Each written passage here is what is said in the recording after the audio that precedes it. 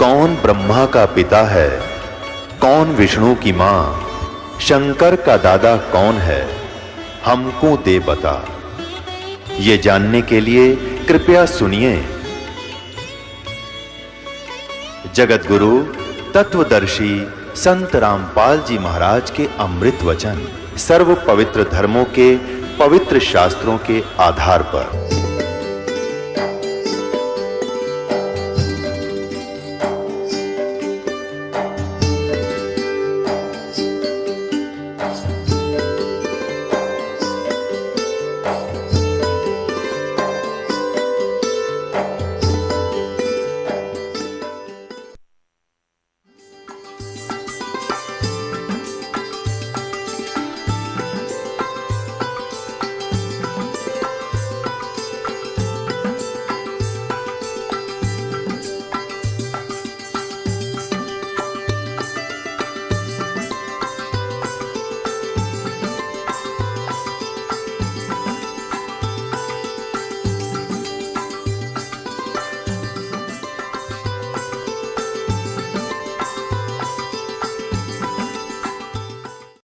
परमात्मा क्या कहते हैं कि सुरपति दुखिया भूपति दुखिया और रंक दुखी बपरीती हो, कह कबीर और सब दुखिया, एक संत सुखी मन जीती हो।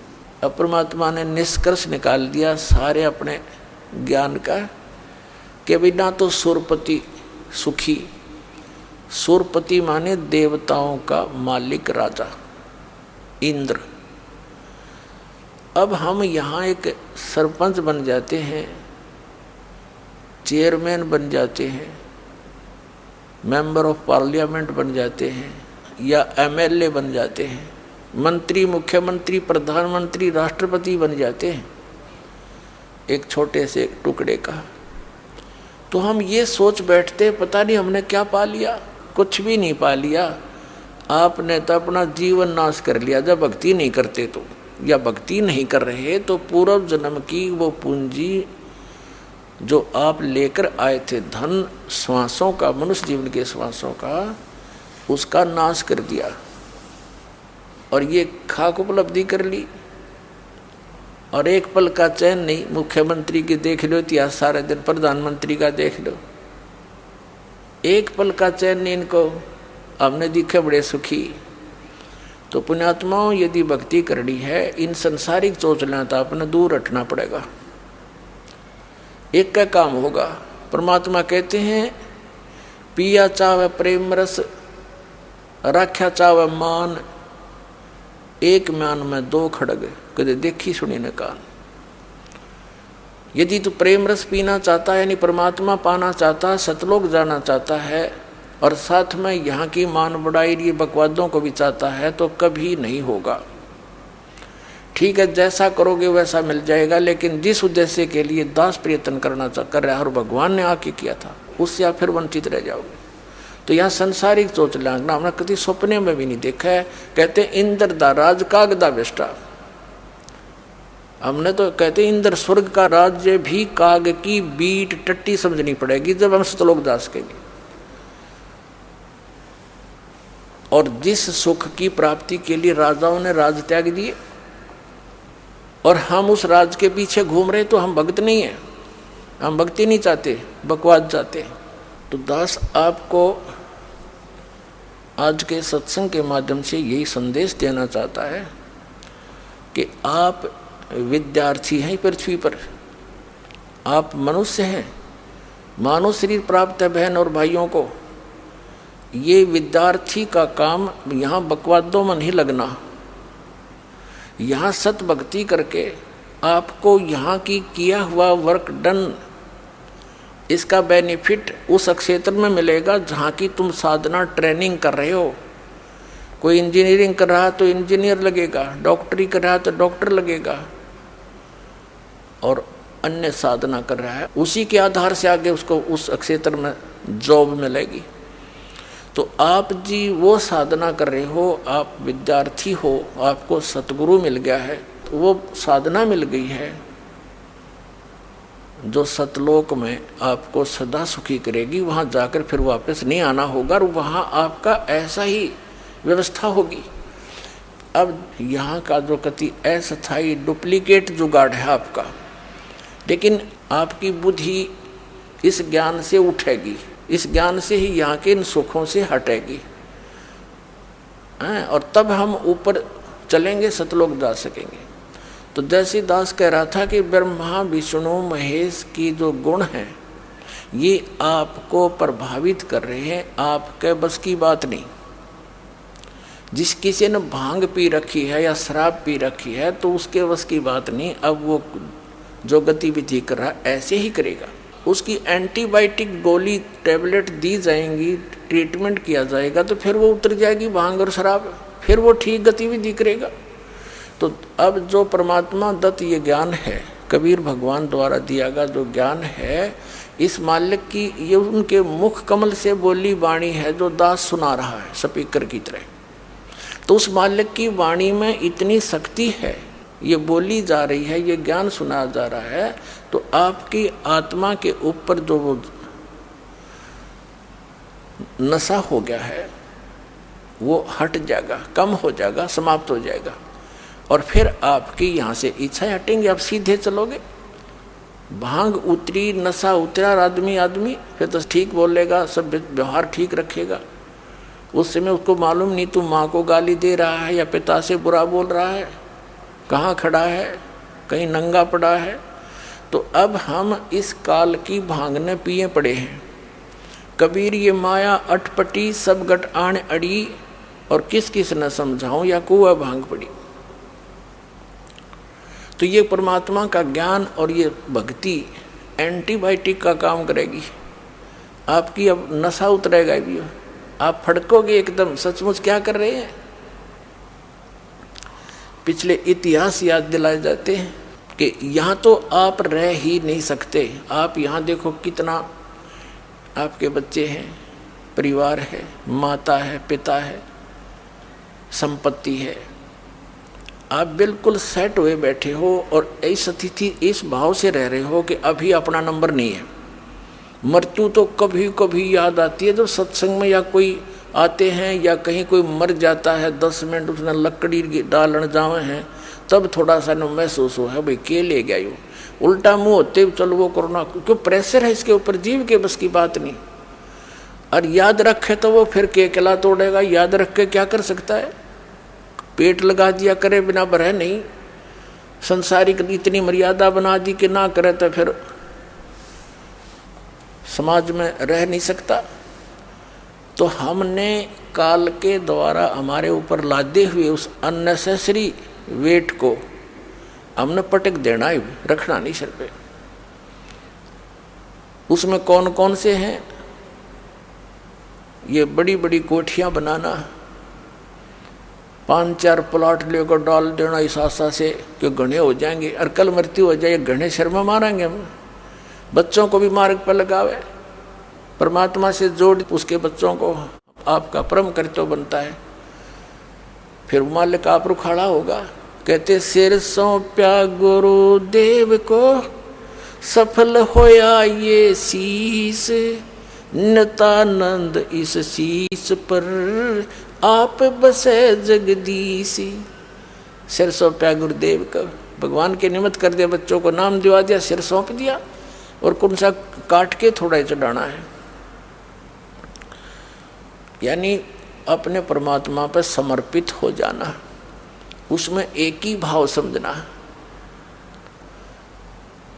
अब जैसे एक आश्रम के अंदर कुछ 5-7 भक्त रहा करते थे, गुरुजी उनको शिक्षा दिया करते थे कि भाई भक्ति मार्ग के अंदर गुरुजी के वचन को पालन करना अनिवार्य होता है।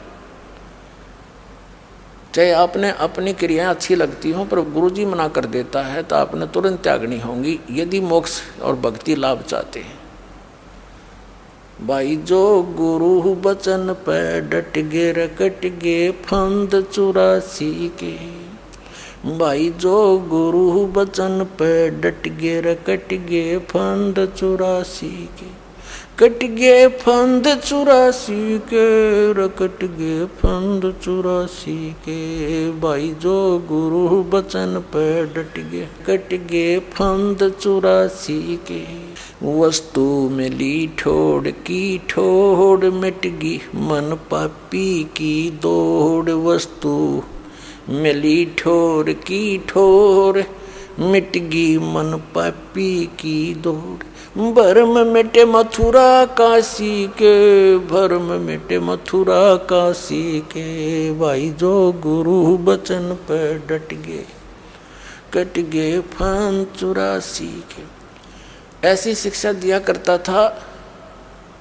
एक दिन उस गुरुजी ने सभी शिष्यों को बुलाया और कहा, पहले तो ये प्रवचन किया कि भाई गुरु की आज्ञा का पालन करने वाला शिष्य सफल होता है और गुरु की आज्ञा की अवहेलना करने वाला असफल होता है। फिर कहने लगा, भी एक काम करो, तुम मेरे सिर में 5-5 जूते मारो। सभी साथ साथ बैठे थे, सुन्न हो गए, सामने देख नहीं रहे, नीची गर्दन कर दी। तब गुरुदेव ने फिर कहा, भी मैंने आपसे क्या बोला है, गुरुजी की आज्ञा का पालन करना चाहिए। वो एक भी ना उठे, एक खड़ा हुआ, अपना जूता निकाला, गुरुजी के चरणों में जो आसन पर बैठे थे उनके नीचे बैठ गया जाके, और उनके चरणों के निकट जाके अपने सिर में 5 जूते मारे। तब गुरुजी ने कहा, भाई डांडी मत मारे, तेरे सिर पे नहीं कहा, मैंने मेरे सिर पे कहा है। तब उसने क्या जवाब दिया विवेकवान व्यक्ति ने कि हे गुरुदेव, ये दास का शीश भी तो आपका ही है, क्या इस दास को आप अपना नहीं मानते? तब उसने कहा था, बेटा इसमें विवेक की आवश्यकता है और सिर सौंपना इसका नाम होता है, काट के नहीं देना। तो सिर सौंप्या गुरुदेव को, सफल होया यो शीश, नितानंद इस शीश पर आप बसे जगदीश। तो उन बच्चों को भी मालिक तो जोड़ दे, पावर की करेक्शन दे दे उनसे। तो जो काम पावर से होगा वो हाथ से नहीं हो सकता, मैनुअली नहीं हो सकता। जैसे आटा पीसा करती हमारी माताएं, 1 घंटे में जाकर 2 किलो मुश्किल तो पीसा करती। अरे पावर कनेक्शन ले लिया, cut cut cut cut cut 1 घंटे में पीस दे 2 मन 80 किलो। तो कहने का भाव ये है कि जब हम मालिक से जुड़ जाएंगे तो हमारा सारा काम परमात्मा की शक्ति से होगा। तो जैसे प्रसंग जो चल रहा था कि इस परमात्मा की जो भक्ति है, इससे हमारा पहले तो वो कांटे निकलेंगे जिनके कारण आप दुखी हो, और फिर आपको राम नाम का जूता दिया जाएगा कि बच्चा भी से निकालिए मत ना, यानी मर्यादा भंग ना करना, भक्ति मत छोड़ना, ये राम नाम का जूता है। तो वो दुखी प्राणी सफल होगा इस मार्ग में, और जो सुखी हैं वो नाम भी ले लेते हैं, कुछ दिन के अंदर उनकी मान बढ़ाई नहीं छूटती, वो ज्ञान पूरा नहीं सुनते, वो बर्बाद हो जाते हैं, छोड़ जाते हैं इस मार्ग को। और उनके लिए वरदान है उन पुण्यात्माओं को जिनको ये संकट और कष्ट आया, जिसके कारण भगवान से जुड़े वो आजीवन नहीं दूर हो सकते, क्योंकि उनको पता है जब भगवान से दूर हो गए तो वो कैर फेर टूट जाएंगे। तो वो सफल होंगे। या फिर जो सुखी भी हैं और ज्ञान सही ग्रहण कर लेंगे, मालिक के समर्पित हो जाएंगे, कनेक्शन नहीं कटने देंगे, तो पावर साथ रहेगी भगवान की, उनको सद्बुद्धि बनी रहेगी, वो भी सफल होंगे। लेकिन अधिकतर वो लोग आखिर में बिगड़ ही जाते हैं। तो इसलिए प्रार्थना दास की है कि ज़्यादा ज्ञान सुनना पड़ेगा आपने। 1 दिन ज्ञान सुन लिया, 2 दिन सुन लिया, कुछ 2-3 वर्ष लग कर फिर कहते हैं हमने ज्ञान हो गया। या भूल भी मारती प्राणी को, ये भी काल की एक जाल होता है। जीव को ज्ञान हो सकता है, ज्ञान हो गया तो उसके ऊपर टिक नहीं सकता। तो मालिक की पावर साथ रहेगी तो उस ज्ञान पर वो टिका भी रह सकता है। टिका रहना आवश्यक है, ज्ञान होना तो बहुत दूसरी चीज़ है। यानी संत बनना, साधु भक्त बनना, ये अनिवार्य है। परमात्मा कहते हैं गोरख से ज्ञानी गणे, और सुख दे यति जहान, और सीता सी बहु भारिया, ये संत दूर स्थान। गोरख परमात्मा से ज्ञान प्राप्त करके गोरख ज्ञानी पाक गया था। कबीर साहब के साथ गोष्ठी हुई थी, डलेट हो रहा था, सिद्धि से पहाड़ का सोना बना दिया था उसने अपने वचन से। और भी बहुत सी सिद्धियाँ थी। तब परमात्मा ने कहा था कि जंतर मंत्र जोगनी बाई, कबीर साहब ने कहा था। और कहते हैं गोरखनाथ सिद्धि में बोल्या, अटूणे टामण हंड फूल्या, जंतर मंत्र जोगनी बाई, काल चक्र जमजोरा खाई, तुम हो जम की फर्दी माही। तब गोरखनाथ जी को ज्ञान हुआ, परमात्मा से उपदेश प्राप्त किया, ज्ञान से ग्रहण किया। उस ज्ञान को सुनकर आज्ञा ज्ञानी पा गया, पूरा ज्ञान सुनावे, बहुत से चेले भी बना लिए बगैर किसी आज्ञा के, उसका अपना बैठा बैठाया। और ज्ञानी कब आ गया? भाई गोरख जैसा ज्ञानी नहीं, मालिक से ज्ञान प्राप्त करके आप प्रभु बन बैठे। या बीमार खावा हमने 10 बाबा करनी मिल जाएंगे, बड़ा भाई इसने तो सारे श्लोक गोट रखे हैं, इसने तो भाई कति सारे वाणी याद कर रखी है, वो टीटी पाक जाएगा, काल दाव लगा जाएगा, भगवान से कनेक्शन कट जाएगा, तो वो फिर सदा के लिए दुखी, फिर शुरुआत होगी इसकी। तो परमात्मा कहते हैं गोरख से ज्ञानी गणेश सुख दे जती जहान, और सीता सी बहु भारिया संत दूर स्थान। जैसे भाई सीता जैसी सती पत्नी नहीं हो सकती, परमात्मा कहीं सीता बहुत गड़ी हैं, सती बहन बेटियां बहुत हैं, ये भी भूल मत करो।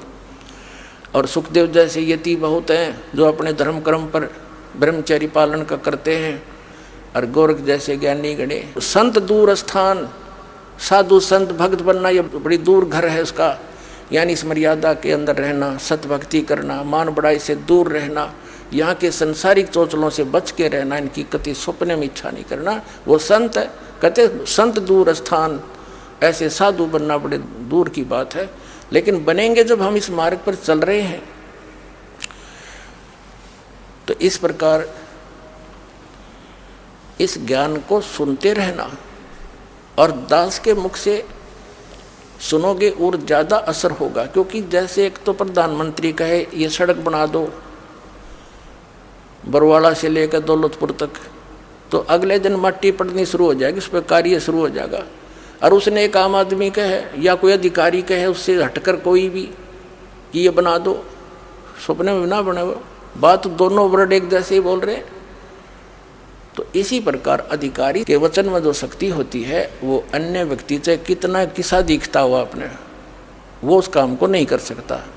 इसी भ्रम के निवारण के लिए परमात्मा ने सबसे पहले अचिंत से कहा था तू सृष्टि रच के देख ले।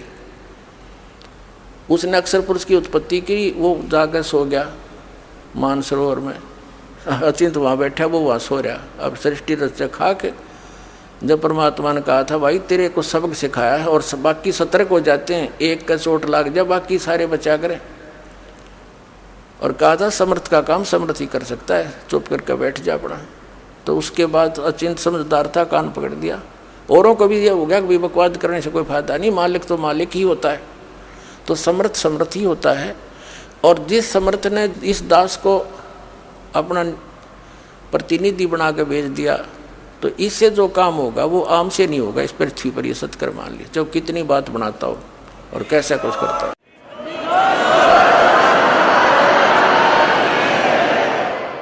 ये इसलिए बताया जाता है कि फाउल पॉइंट हो जाएंगे, मार खा जाते हो आप।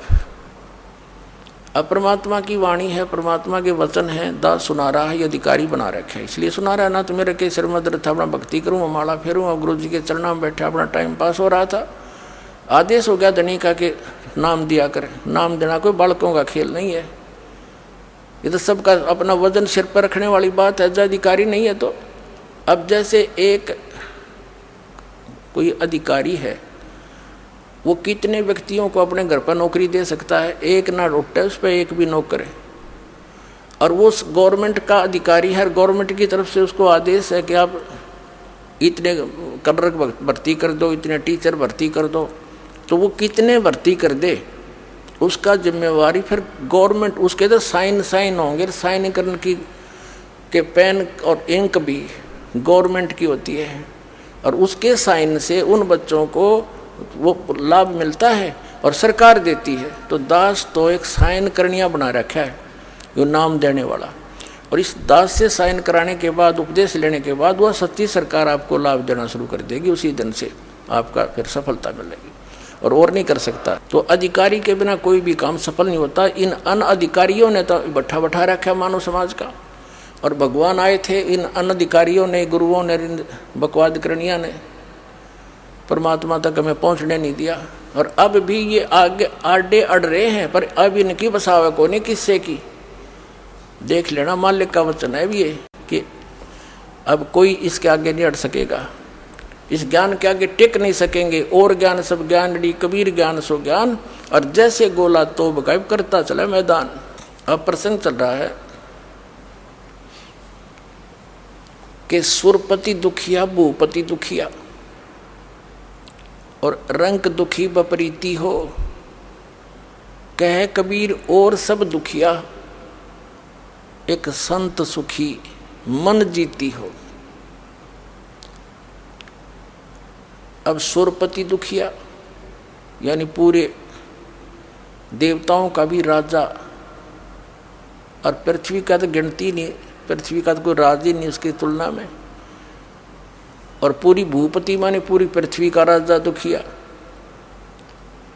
और रंक दुखी बपरीती हो, रंक भी दुखी, गरीब तो दुखी है ये स्वाभाविक, उसको तो सबको पता हो, तो सारे कष्ट उसके ऊपर, गरीब के ऊपर। और जब वो भक्ति से जुड़ जाता है, मालिक की शरण में आ जाता है, सत भक्ति करता है, तो फिर वो रंक भी और वो राजा भी एक स्कूल के बालक, एक क्लास के विद्यार्थी हो जाते हैं, और दोनों को समांतर लाभ मिलना शुरू हो जाता है। लेकिन परमात्मा कहते हैं कि संत सुखी मन जीती हो। अब नाम लेने के बाद हमने अपने मन को जीती बनना पड़ेगा। कैसे जीतेंगे? बात वहीं आती है जो गुरु वचन पर डट गए कट गए फंद 84 के।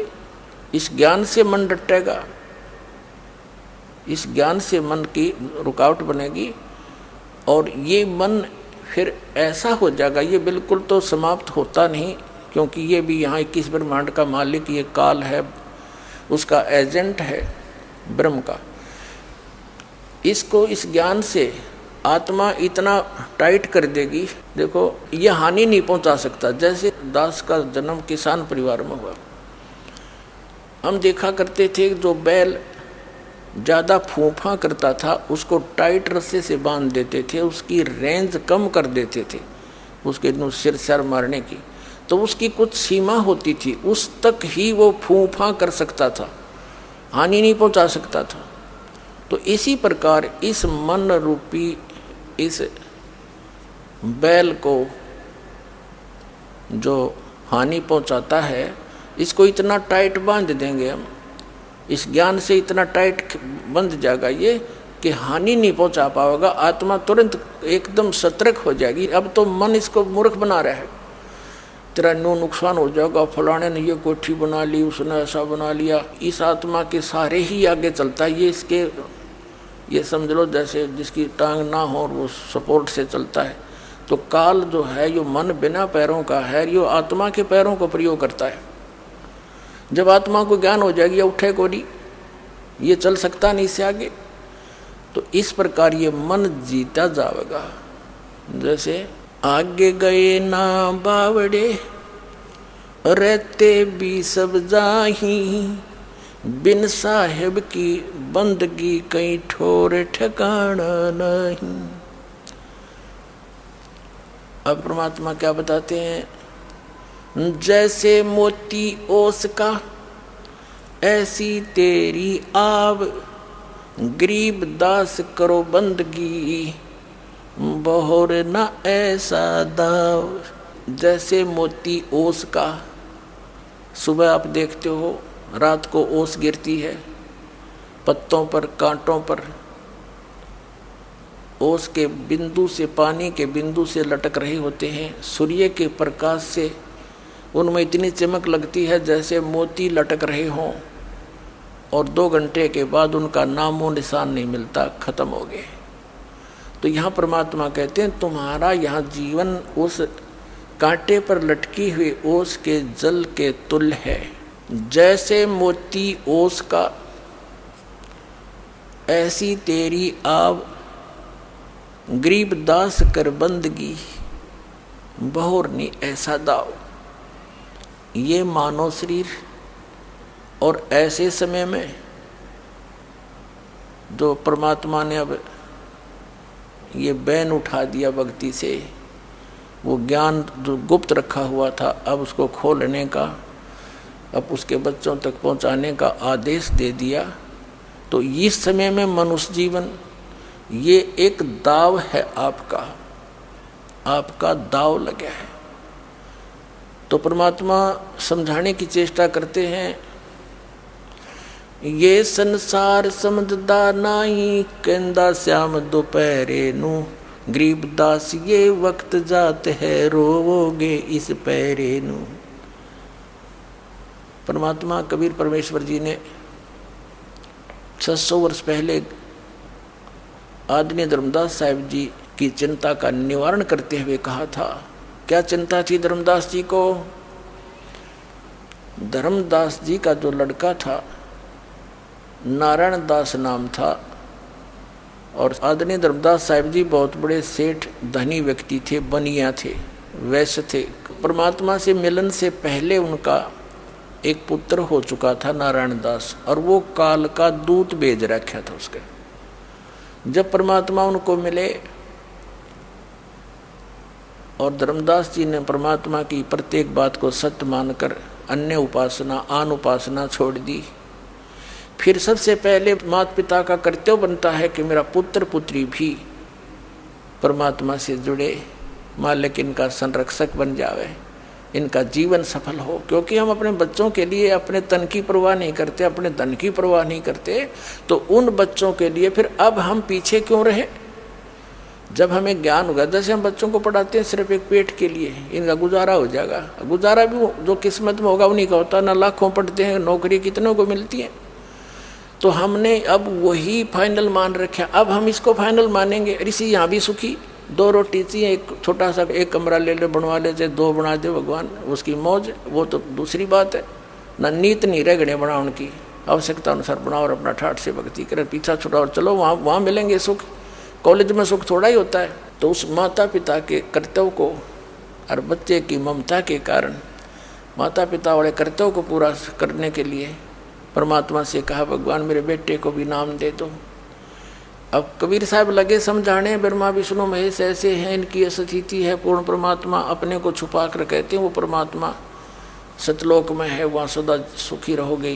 तो नारायण दास तो था काल का दूत, ने बोला हम नहीं मानना है श्री कृष्ण से ऊपर किसी को, और पिताजी आपकी तो बुद्धि भ्रष्ट होगी बुढ़ापे में, आपको इसने बहका लिया जुलाहे ने। ऐसी उठ पटांग बातें करके उठ कर चला गया, जवान हो रहा था, 18-20 उम्र बल्कि ज़्यादा आयु का। तो नारायण दास को काफ़ी समझाया। धर्मदास जी ने भी कहा, बेटा मेरी आत्मा है तू, मुझे ज्ञान हो गया, मैं बालक नहीं, तू मेरी हर बात की आज्ञा का पालन करता था, आज तेरे के बिजली गिर गई, तू क्यों नहीं मान रहा मेरा? उसके आगे बैठ कर रोए, समझावर उठ कर चल पड़े कि कहाँ से ज्ञान ले आए तुम, ये कहाँ से ज्ञान लिया? तब अति चिंतित देखकर धर्मदास जी को परमात्मा ने कहा, धर्मदास क्यों चिंता करता है भाई, क्या बात है?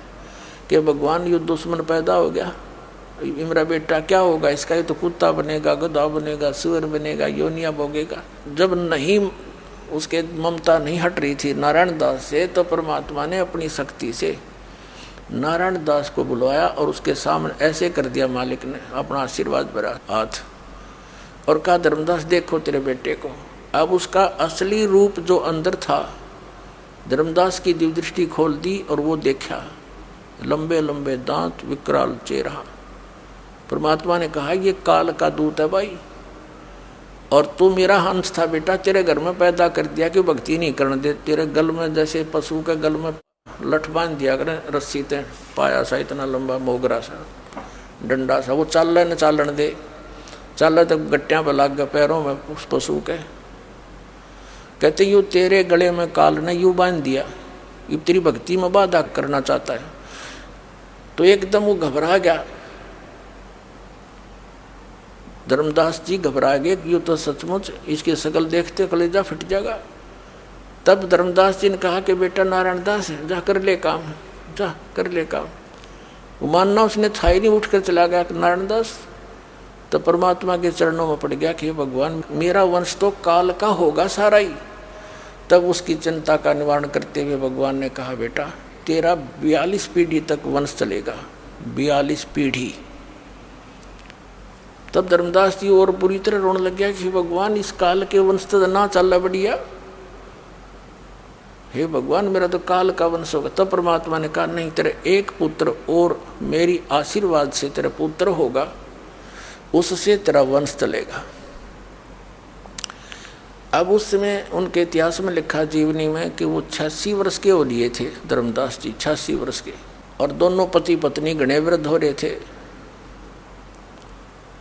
तब उनके बात गले उतरे नहीं कि मेरी पत्नी का तो मासिक धर्म भी बंद 20 वर्ष से 30 वर्ष से, अरे ये कैसे होगा।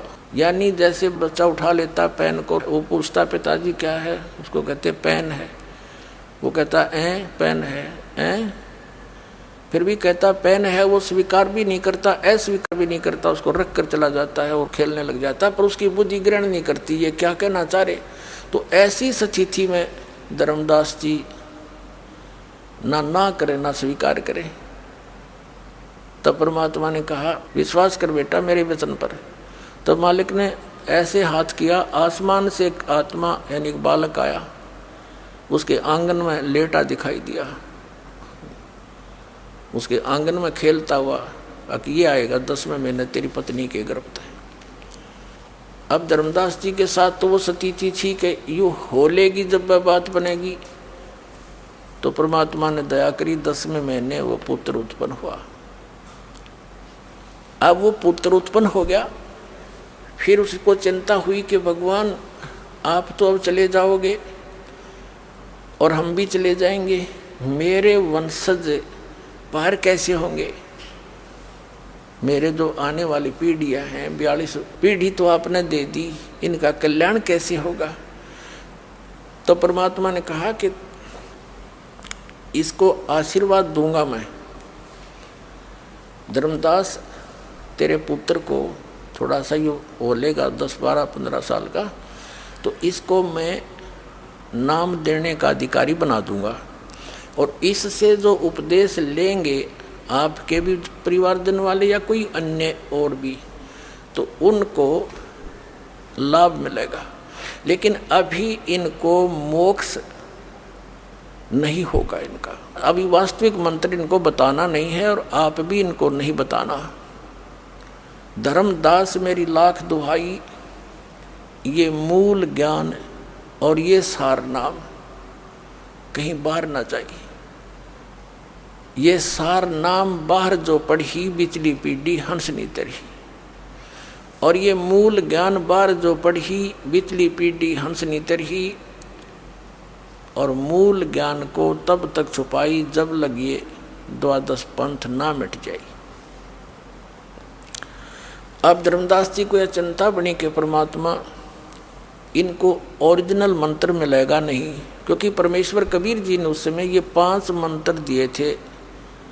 उस चूड़ामणि नाम था उस धर्मदास के गॉड गिवन सन का, परमात्मा के द्वारा दिए गए पुत्र का नाम चूड़ामणि रखा था।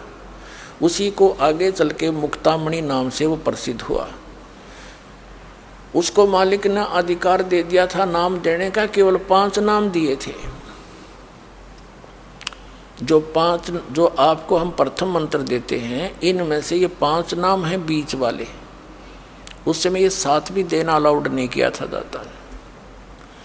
तो ये 5 नाम देने से क्या होता है कि यहाँ संसारिक सुविधाएं और मनुष्य जीवन मर्यादा बनाकर दे दी, इस तरह क्रियाएं करो, 5 यज्ञ, धर्म यज्ञ, भंडारे करने ऐसे ऐसे, और ये मंत्र 5 उसको दे दिए, आगे देने का अधिकारी बना दिया। तो फिर परमात्मा ने कहा कि धर्मदास जब 6ठी पीढ़ी आवेगी ना तेरी, ऐसे गद्दी चलेंगी, 6ठी पीढ़ी वाला जो आएगा वो काल का दूत होगा, वो काल के दूतों के द्वारा भ्रमित कर दिया जाएगा, और वो फिर इन 5 नामों को खत्म कर देगा।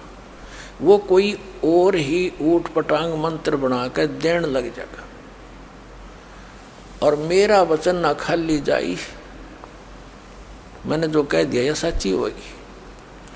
अब धर्मदास फिर चिंतित हो गया कि भगवान फिर कैसे बात बनेगी। अब तो चलो सब्र किया था, के भी मनुष्य जीवन मिलते रहेंगे।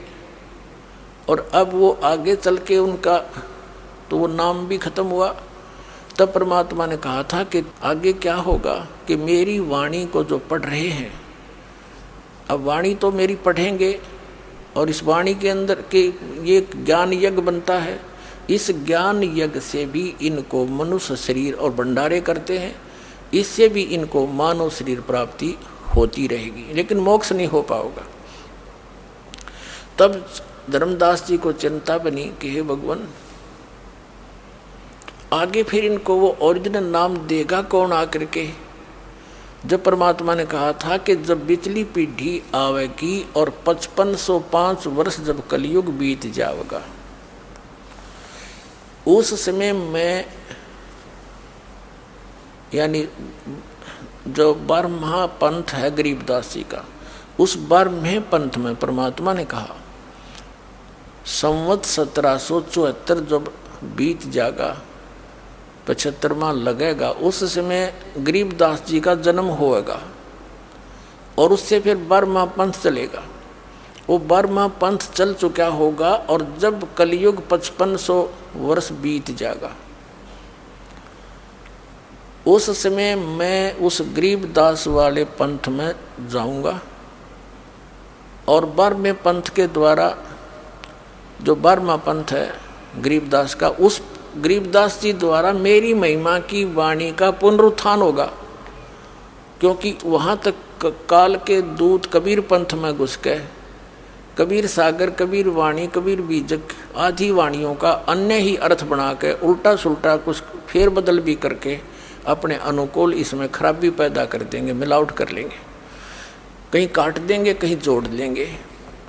तो उसकी पूर्ति गरीबदास जी वाले पंथ के प्रवर्तक संत गरीबदास साहिब जी से करवाएंगे। और फिर गरीबदास वाले पंथ में जब 5500 वर्ष वाले समय आएगा पिछली पीढ़ी का, तब मैं जाऊंगा उस गरीबदास वाले पंथ में आगे चल के और सभी पंथों का मिटा करके एक पंथ चलाऊंगा। उस समय धर्मदास, उसके बाद हजारों वर्षों तक ये ज्ञान चलेगा, पूरी पृथ्वी पर मेरा ही नाम, मेरा ही ज्ञान और कबीर भगवान रह जाएगा। और सभी पूरी विश्व की जितनी भी पुण्यात्माएं हैं मनुष्य शरीर धारण करेंगी, क्योंकि उन अच्छी आत्माओं को जन्म दूंगा। फिर मैं जैसे ही नाम लोगे आप, आपके घर जो संतानें आएंगी वो बहुत पुरकर्मी आएंगी, उनको तो बचपन से ही कोई संघर्ष ही नहीं करना होगा, वो तो परमात्मा कबीर कबीर करते जन्म लेंगे। तो उन जो स्टॉक रखा भगवान ने, उन आत्माओं को आपके घर भेजेगा। उनकी तो आपने किसी बात की भी चिंता करने की आवश्यकता नहीं, वो तो स्वयं ही, वो कहते हैं ना born with the golden spoon, वो होंगे आपके घर पर। तो जब कहा था कि फिर तेरे वंश चलेगा 42 पीढ़ी तक, और इस मेरे उस चलाए जा रहे उस पंथ, सुकृत पंथ कहा है मालिक ने, यानी यथार्थ कबीर पंथ से जो उपदेश ले लेगा और मर्यादा में रहेगा, धर्मदास तेरी सारी, तेरी पीढ़ी वाले वीर और पूरा विश्व ही पार होगा। तू अपनी पीढ़ी की चिंता कर रहा है, मैंने सारे विश्व के प्राणियों की चिंता। तो उस समय सबको मैं ये ज्ञान ऐसा दूंगा और ये नाम दूंगा। तो परमात्मा ने उनका दिल रोकने के लिए कि मैं आऊँगा ये कह दिया होगा, स्वयं ना है तो दास भेज दिया उसी पंथ में। अब ये कर दिया अज्ञान अंधेरा साफ। तो अब इस ज्ञान के आधार से आप जी ने इस संसार के चोचलों से वापस हटना पड़ेगा। आप अपने आप को एक विद्यार्थी समझें और सच्चाई समझो, या सत्य है कति 100 की 100 सत्य है। आप जो क्रियाएं यहाँ कर रहे हो अपना जीवन नाश करने की कर रहे हो, और जो कुछ भी आपको मिलना होता है वो प्रारब्ध में वैसे भी मिल रहा होता है। और अब आप उस समर्थ की शरण में आगे आपको आवश्यक जो वस्तु होगी आपके भाग्य में ना होगी तो भी देगा। तो सारी सृष्टि का पालक है, संचालक है, ये वो परमात्मा मिल गया। और मनुष्य जीवन केवल परमात्मा पाने के लिए ही है। बाकी यहाँ की सुविधाएं में जो जोड़ जुगाड़ में लग रहा है वो विद्यार्थी ठीक नहीं, वो भगत अच्छा नहीं। इंद्र दा राज कागदा बेस्टा, आराम सरपंच बनने की तैयारी कर रहे तो भगत हैं हम। हम मंत्री मुख्यमंत्री की आशा लगाए बैठे, भक्त नहीं है, ठीक है, जैसे करोगे वैसा फल मिलता रहेगा। मंत्री जाप करोगे, धर्म करोगे, वो फल अवश्य मिलेगा, लेकिन उस मूल वस्तु से वंचित आप रह जाओगे, फिर फायदा क्या उसका, व्हाट इज यूज। तो यहाँ क्या बता रहे हैं परमात्मा, होले सुहागण सुरता त्यारे, मालिक की गर जान है होले, होले सुहागण सुरता त्यारे, मालिक की गर जान है तेरा, सोने से खैर बरतारे, मालिक गर जान है। इस आत्मा को कहते हैं होले सुहागण सुरता त्यार। तूने अपने पति के घर जाना है। अब सुहागण कौन होती है, जिस लड़की का रिश्ता हो जाता है, नाता जुड़ जाता है, सगाई हो जाती है, तो वो लड़की सुहागण होगी। और जिनकी सगाई नहीं हुई वो कुंवारी है। तो सुहागण लड़की यानी जिसकी सगाई होगी, अर्थात जिसका नाता जुड़ गया पति से, तो वही तो पति के पास जाएगी। तो जिन्होंने उपदेश ले लिया इस दास से, ये आपका एक मीडियोकर मान लो बिचौलिया, आपका भगवान से, आत्मा का परमात्मा से नाता जुड़वाने वाला। अब जिस भी पुण्यात्मा का उस मालिक से ब्याह हो गया, नाम मिल गया, उससे नाता जुड़ गया, वह सुहागण होगी। और सुहागण ही जा सकती है, कुंवारी जा नहीं सकती, क्योंकि कुंवारी का नाता नहीं जुड़ा। तो जो अनुपदेशी है वो कुंवारी आत्मा समझ लो, और जो सुहागण होगी उनको बता रहे हैं कि जाना है तो उसके लिए तैयारी करें। अब जैसे पहले दहेज प्रथा थी, कैसी परंपरा थी, हमने खूब देखा गांवों में, विशेषकर हरियाणा के गांवों में तो बहुत ज़्यादा व्यवस्था थी। हम क्या देखा करते, हमारी बुआ, हमारी बड़ी बहनें, जब उनका विवाह हुआ तो उनके लिए दूसर तैयार करवाया करते। दूसर यानी सेकंड टाइम, एक बार ब्याह में भेज देते थे बहन को, बेटी को, फिर दोबारा 1 साल के बाद ठीक रखी जाती थी। ठीक माने निर्धारित समय।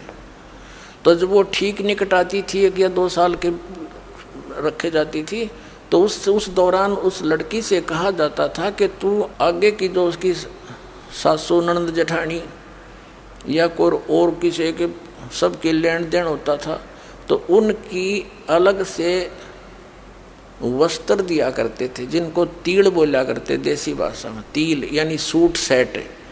उस तीड़ में क्या हुआ करता है, एक तक घाघरी हुआ करती भारा, मेरे ख्याल में 50 गज की एक हुआ करती, गोल गोल करा के, और एक उसके ऊपर कुर्ता, एक उसके ऊपर चुंदड़ी यानी चोली, दुपट्टा कह लो आजकल।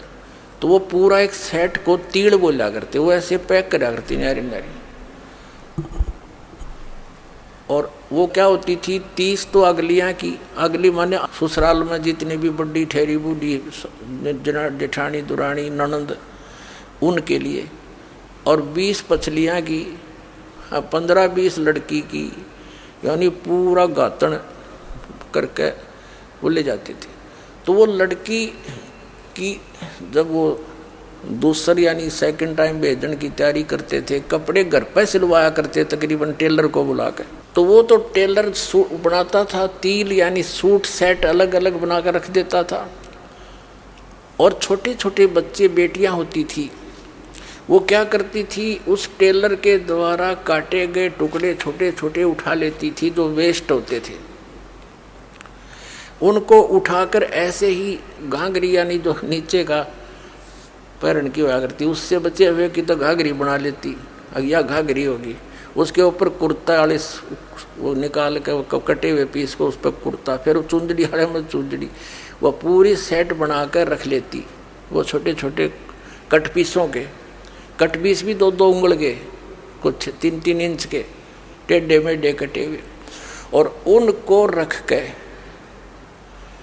और पूरी गठड़ी बांध लेती थी, और रोज खोल के। और पहले स्कूल स्काल तो थे को नहीं, बेटियां जवान हो जाती थी, अपने घर पे रहती थी, तो वो क्या करती, उसको खोल कर, जो 10-5-7 साल की लड़की होती थी, खोल कर देखा करती थी, ये इतनी अगलियाँ की, इतनी पछलियाँ की, ये गुडिया की, एक गुडिया बना लेती थी और एक गुड्डा बनाती थी, उनका ब्याह करती थी। फिर गुडिया की वो सारी तीड़ उसके साथ रख के और गुड्डा के साथ फिर दूसरी अलमारी में दराया करती। वह पहुंच गई वहाँ पर। अब उसकी लड़की के वो गठड़ी बांध रखी थी, वो तिल बोलती थी उनको, सूट सेट अलग अलग, उनमें से कोई दूसरी बहन या भाई निकाल लेता एक आदि उस चिथड़े ने, उस टुकड़े ने, और वह गिनती अगले दिन एक कम पाती तो और रोती। घर के पूछते भी क्यों रो रही है बेटी तू? मेरी तीड़ निकाल ली। किसने निकाली? मेरी तीड़ निकाल ली। बुरी तरह रोवे, पाँ पीटे।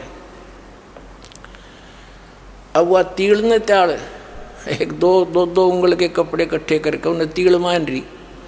तो यहाँ परमात्मा हमें याद दिलाना चाहते हैं कि तुम जो संसारिक सुखों को, यहाँ की सुविधाओं को जो उपलब्ध करने में अपना जीवन व्यर्थ कर रहे हो, ये तो वो गुड़िया के साथ खेल रहे हो आप। गुड़िया खेलत उम्र गंवा दी और लाया नहीं विचार, तेरे साथ की कितनी जाली तू क्यों लारी वार, और गुड़िया खेलत तने उम्र गंवा दी, लाया नहीं विचार। तो पुण्यात्माओं, यहाँ का राष्ट्रपति, इस पृथ्वी का, पूरी पृथ्वी का राजा, ऐसा जान लो जैसा वो बालक गुड़िया खेल खेल रही थी। इतने चिथड़ों को, पीस को, टुकड़ों को वो सूट मान रही थी।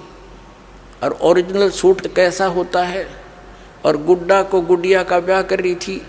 ओरिजिनल ब्याह क्या होता है? जब वो लड़की बड़ी हो जाती है, मैच्योर हो जाती है, उसके दिमाग, उसका माइंड मैच्योर हो जाता है, फिर उस बेटी को पता लगता है तिल क्या होती है, दुल्हा कैसा होता है, और फिर कहाँ जाने से तुझे उसका लाभ मिलता है, सुख होता है। तो फिर वो लड़की, उसका विवाह हो जावे, उसके बाद फिर वो उन टुकड़ों से नहीं खेल सकती। खिला के दिखा दो तो उसने फिर छू भी ले तवा, क्योंकि उसको ज्ञान हो गया और ओरिजिनल दूल्हे का पता लग गया, वो तो डुप्लीकेट से आगे। तो हम जब उस अपने सच्चे मालिक रूपी दूल्हे से जब आत्मा का यो निकाह हो जाएगा, विवाह हो जाएगा, यानी उसके सुख का जब इसने ज्ञान हो जाएगा, फिर इन गेल नहीं खेल सकता। टाइम पास करना होगा फिर तो उसने यहाँ पर जितने दिन का शेष जीवन रह रहा है। आशा भगवान में लग जाएगी, हटाने से नहीं हटती है। इस ज्ञान से आपको इतनी दृढ़ता आ जाएगी। और फिर परमात्मा कहता है, यहाँ अगर तने थोड़ी बहुत जो सुख चाहिएगा यहाँ का, तो अभी मैं ही दूंगा। जिसके प्रारब्ध में है, भगवान से दूर है, तो भी वो सुख ले रहा, लिए रहा, फिर अगले जन्म है ना, अब तो ले लिया, अगले जन्म में गधा बन गया, वो सुख कहाँ गया? और परमात्मा कहते फॉरएवर सुख दूंगा, सदा के लिए सुखी कर दूं। तो हमने उस सुख की आवश्यकता थी, हम इसी में अपना जीवन गुड़िया खेल जन्म गंवा दिया, तने लाया नहीं बेचारे।